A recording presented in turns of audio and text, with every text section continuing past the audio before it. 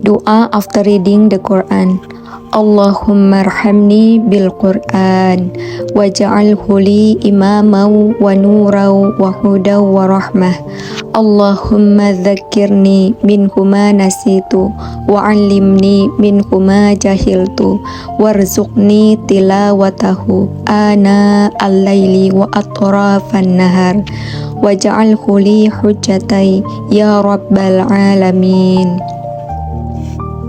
O Allah, have mercy on me through the glorious Quran and make it for me a guide, a light, a source of guidance and a mercy.